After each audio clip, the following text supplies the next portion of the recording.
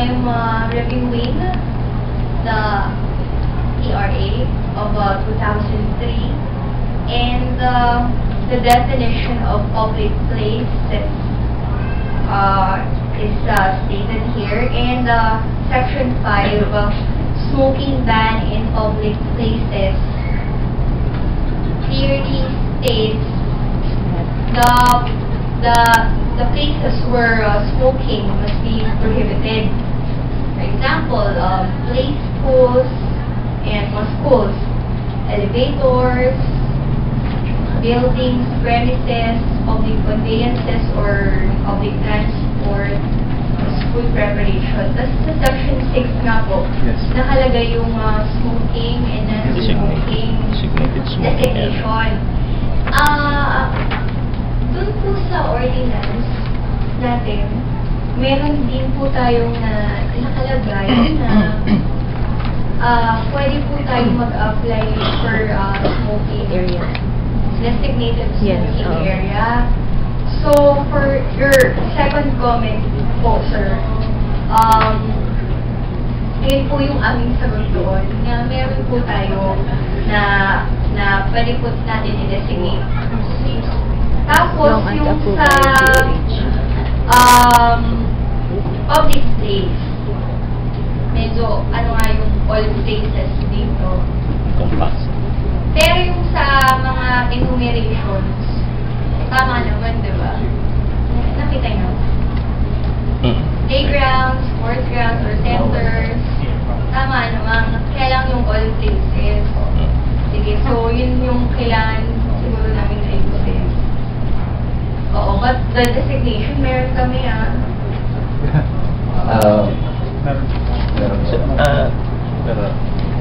regarding sa designated smoking area, if you will visit Republic Act 9211, it is under Section 6, I think. While here in the proposed ordinance, walang specific sections. Parang lang, nakasama lang sa isang paragraph at nasa isang parang kumbaga parang hindi imposing. Kasi doon sa national law, talagang the word shall designate smoking area, yung mga places na pwedeng pagkagyan. Talagang sinabi doon ng batas na mandatory yung designated smoking area. Then, isa pa doon sa Section 5 of the proposed ordinance, 5A, and I will read. Smoking in enclosed or partially enclosed public places, workplace, public conveyances, or other public places as defined in Section 4. So, Section 5 yung prohibited sinasabi. Doon sa mga lugar na yan, bawal manigarilyo. So, we recommend na sana po malagyan ng except in designated smoking area.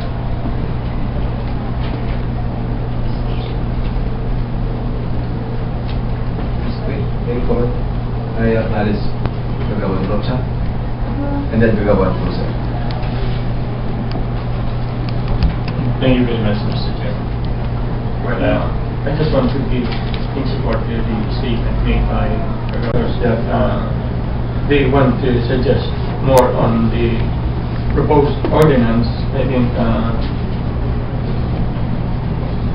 as already manifested by Kagawa and Ruby, that we will somehow can reconsider some of the proposals. But I think, Mr. Chairman, I think first of all, the ordinance has already been subject to public hearing. And I think also there were invited guests with regards to this proposed ordinance. So I want to make a suggestion to the Honorable Chairman that if in case the body approve that this ordinance be again subject to another public hearing, maybe we could present this item being asked for by this visitor, Mr. Chair. Thank you, Kagawad Rocha. I think Kagawad Rocha is seeking the opinion of the chairman of the presiding officer. That's why I give permission to the personnel from the manager of the Community Relations Local Regulatory Corporate Affairs of the FTC to attend for today's regular session, because this proposed measure or proposed ordinance is scheduled for second reading or extension for second reading. So if the members of the Sangguniang Panlungsod consider the opinion of the appeal of Mr. Mercado and then to Pedro, so we can include or deliberate in this session. If we on the process of deliberation on the proposed ordinance, no need to conduct another public hearing, because I think one of the personnel from PMFTC already attend on that public hearing. I just consider, what to call that, pumayag lang ako na umattend ngayon kasi nga nasa schedule tayo ng second reading, continuation ng second reading ng proposed ordinance. Kaya kung nakapagpaliwanag naman sila kung tatanggapin ng members na Sangguniang Panlungsod, nasa inyo po yan. No need to conduct another public hearing for the information of the guest for today's session. Okay? Thank you very much. In connection with the, I also already acknowledge Kagawad Pursen. Okay? Kagawad Pursen, then Kagawad San Pablo, and then Kagawad Pursen. Thank you very much, Mr. Chairman. The same sentiment with my two colleagues, Mr. Chairman. But we can give them, we can consider the suggestion of the three visitors. I think, Mr. Chairman, when in the crafting of the IRM of the said ordinance, Mr. Chairman, but I think we only some suggestion, include, especially those you mentioned about the area, smoking area, Mr. Chairman. I think we can include that in the crafting of the IRM. The implementing rules. Yes, Mr. Chairman. Please continue. That's all, Mr. Chairman. Okay, thank you very much. Yes, Kagawad San Pablo, and then Kagawad Pursen, and then Kagawad Daniel. Thank you, Mr. Chairman. Mr. Mercado, you made mention a while ago regarding the open space should be in those unit. But I don't have right now the ordinance, but there's a provision there. In the enclosed places, they have to provide for smoking area. But in the open space, still it's prohibited to smoke. Unlike they are implementing now, I think you are aware, in Metro Manila, there's an open space in Palawan, in Legazpi, in along sidewalk, and a lot of open space prohibited to smoking. Sir. And we put it in the ordinance. There's also prohibited in the open space and enclosed places. There's also with the certain establishment to provide a smoking area. Okay. And for the information, our guest Kagawad San Pablo is one of the owner, one of the hotels here in TABACO. Yes, Kagawad Pursen. Thank you very much, Mr. Chair.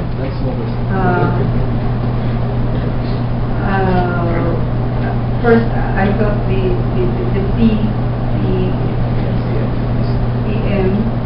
FTC never sent a representative in our public hearing. I thought they did not.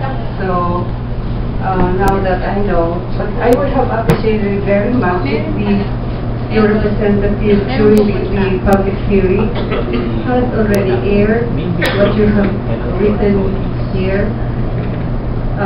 But anyway, wala na siya supposed to be, as I have said, I would have appreciated very much kung doon mismo nakapag-air na siya.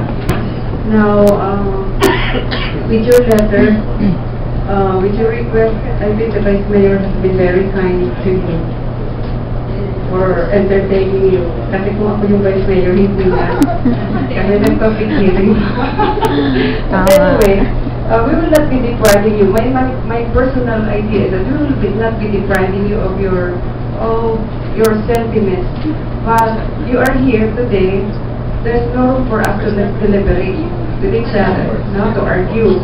But rest assured, what you have in your request will be deliberated properly during the proper discussion of the ordinance.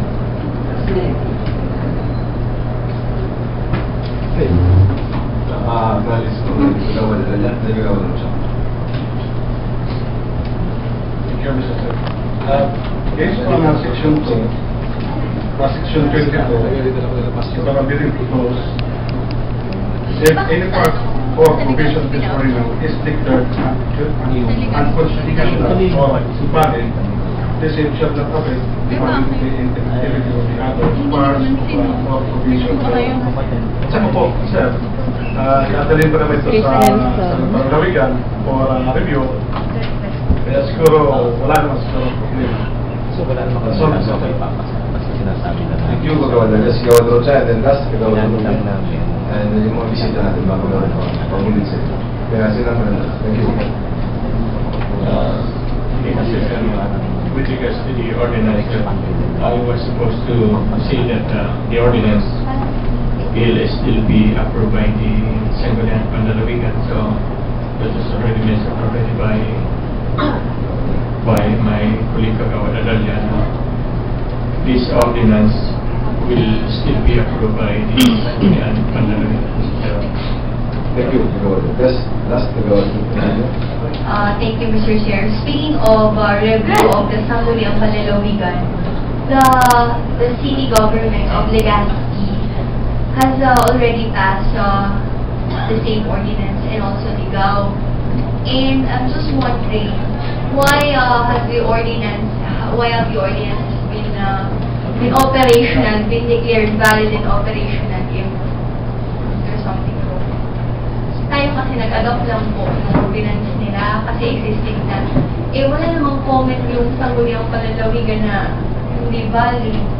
Tapos kung nag-participate naman sila doon, ba't hindi na-take into consideration nila yung sentiment nila? So, yun lang. Thank you. And I thank you, Mr. Chair. And an attorney, professor of UP College of Law, already cited that the TRA really has good codes. So, may problema talaga. Thank you. Thank you, kagawad. Kailangan talaga natin na ipadala sa Sangguniang Panlalawigan kasi yun ang process, procedure. Okay. Yung pangalawa, yung sabi ko nga, yung mga representative ng PNFDC, talaga hindi ata yung participate. Kaya hindi narinig yung side. Last